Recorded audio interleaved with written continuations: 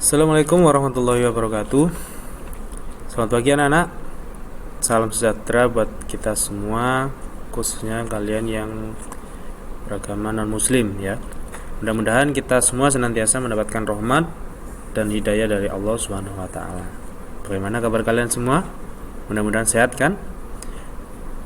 Meskipun di saat pandemi seperti ini, kita harus senantiasa menjaga kesehatan ya. Di antaranya selalu menerapkan protokol kesehatan, selalu mencuci tangan.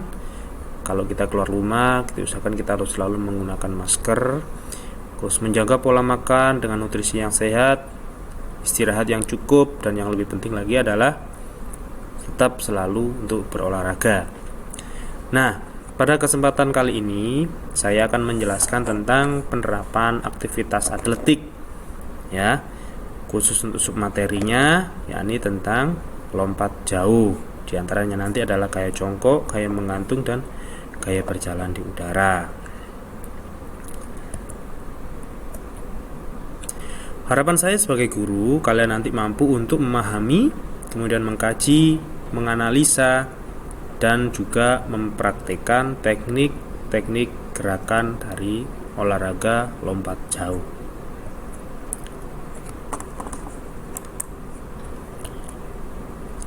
Adapun tujuan pembelajarannya, setelah mengikuti proses pembelajaran ini, nanti diharapkan kalian mampu untuk menganalisis tahapan keterampilan gerak lompat jauh gaya jongkok, gaya menggantung, serta gaya berjalan udara dengan baik dan benar.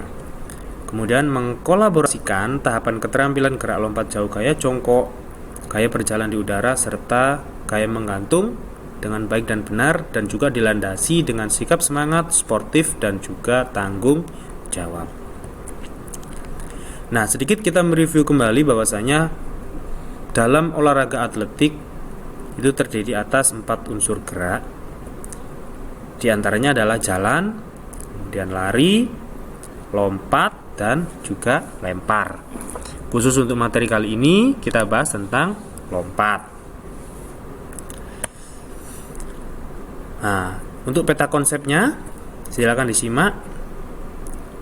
Ada sejarah dari lompat jauh, kemudian teknik dasar dari lompat jauh, ada juga sarana prasarana lompat jauh, dan juga terakhir nanti kita bahas tentang peraturan perlombaan lompat jauh. Lanjut. Nah, sebelum kita masuk materi berikutnya, alangkah baiknya kita simak dahulu tentang definisi dari lompat jauh. Lompat jauh merupakan sebuah gerakan melompat maju ke atas depan dengan upaya membawa beban berat badan semaksimal mungkin untuk tetap bisa berada di udara hingga mencapai jarak yang sejauh-jauhnya. Di sini kita garis bawahi bahwasanya olahraga lompat jauh identik dengan melompat sejauh-jauhnya. Nah, nanti kalian bisa mendefinisikan sendiri terkait dengan definisi dari lompat jauh. Silakan didefinisikan sesuai dengan pendapat kalian masing-masing. Kita masuk ke sejarahnya. Lompat jauh muncul pada tahun 708 Masehi pada saat Olimpiade kuno di Yunani. Awal mulanya, lompat jauh diadakan dengan tujuan untuk latihan militer perang, karena pada saat itu dipercaya bisa melatih ketangkasan prajurit perang dalam melompati rintangan seperti jurang, parit, dan lain-lain. Nah, kita sudah tahu bagaimana sih awal mula dari lompat jauh.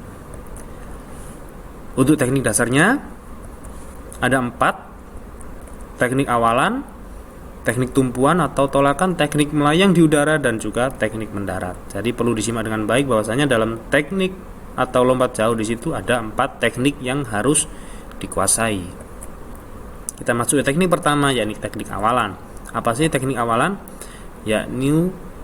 Yaitu langkah awal seorang atlet agar bisa memperoleh kecepatan yang jauh lebih maksimal. Biasanya pada saat ini atlet melakukan lari sekencang-kencangnya atau secepat mungkin menuju ke papan tumpu atau papan tolakan.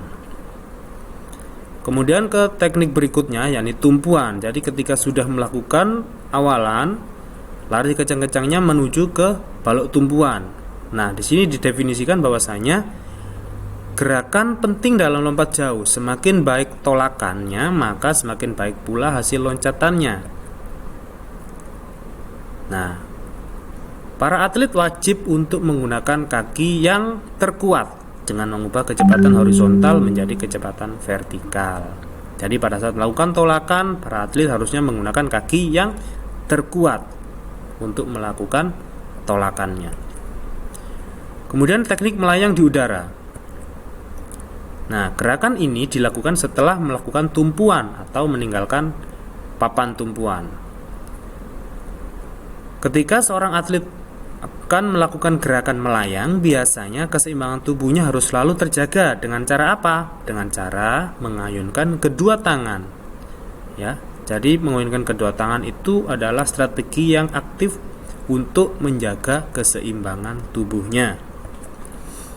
Kemudian terakhir adalah teknik mendarat atau landing. Apa sih itu?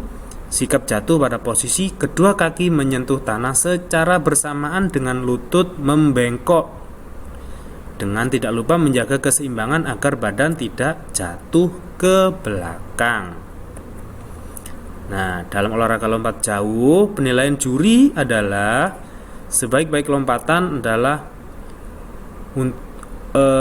lompatan yang paling jauh dari garis yang sudah disediakan. Jadi sedangkan untuk dapat mencapai titik keberhasilan seorang atlet olahraga lompat jauh adalah pendaratan yang baik atau pendaratan yang maksimal. Adapun 3 jenis gaya dalam lompat jauh yang perlu kita ketahui adalah 1. Gaya jongkok atau bahasa asingnya adalah sail style. Yang kedua gaya menggantung atau hang style. Dan yang ketiga adalah gaya berjalan di udara atau walking in the air. Kita bahas dulu tentang gaya jongkok, ya. Jadi gaya jongkok merupakan gaya lompat jauh yang paling tua dan paling mudah untuk dilakukan. Dikatakan gaya jongkok karena pada saat melayang di udara, atlet hanya melakukan gerakan menekuk kedua kakinya sehingga mirip atau terlihat seperti gerakan berjongkok. Kemudian lompat jauh yang kedua yakni hang style. Apa itu? Yakni lompat jauh atau gerakan melompat ke depan atas dengan posisi badan melayang selama mungkin di udara serta dalam keadaan seimbang. Posisi kedua lengannya berada di atas kepala seperti memegang tali saat berayun ketika berada di udara. Jadi intinya posisinya ketika melayang tersebut, posisi tangannya berada di atas seperti gerakan mengayun. Dan gaya yang ketiga adalah lompat jauh gaya berjalan di udara atau walking in the air. Apa itu definisinya? Mari kita simak. Lompat jauh gaya berjalan di udara adalah ketika berada di udara, posisi badan tegap dan mengayunkan kaki ke depan dan belakang secara bergantian, sehingga menyerupai gerakan orang berjalan. Nah, di sini kita tahu bahwasanya perbedaan dari ketiga gaya tersebut adalah pada fase melayang. Ya, jadi perbedaannya ada pada fase melayangnya di antara gaya-gaya tersebut.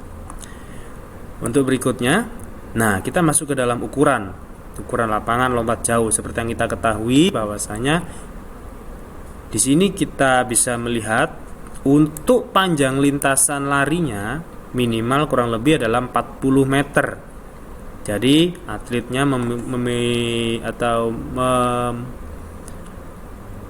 melakukan persiapan pada posisi 40 meter minimal menjelang pak pasir. Kemudian untuk panjang pak pasirnya kurang lebih minimal 7-9 meter.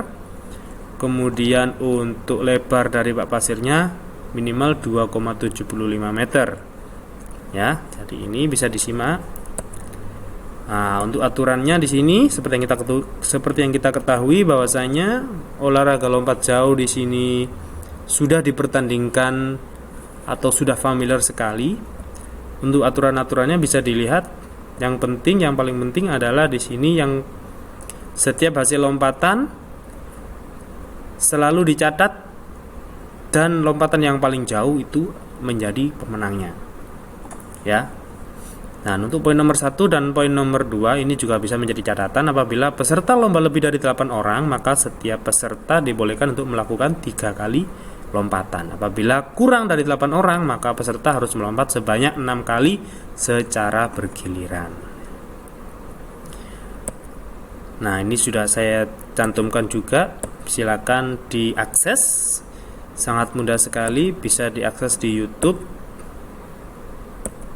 Nah, tugas kalian nanti adalah silakan melihat video tahapan-tahapan dari gerakan lompat jauh di antara 4 tahapan tadi, dan yang terakhir nanti adalah silakan dipraktekkan tahapan-tahapan tersebut, kemudian buat dalam sebuah bentuk video. Silakan dipilih apakah itu lompat jauh gaya jongkok, apakah itu lompat jauh gaya menggantung, dan apakah itu lompat jauh gaya berjalan di udara. Kirimkan ke Google Classroom atau bisa diupload di akun YouTube. Nanti linknya bisa di-share ke saya. Sekian pembelajaran dari saya. Mudah-mudahan bermanfaat. Semoga kita senantiasa bisa belajar dan selalu terus belajar. Mudah-mudahan bermanfaat. Sekian dari saya akhiri. Wassalamualaikum warahmatullahi wabarakatuh.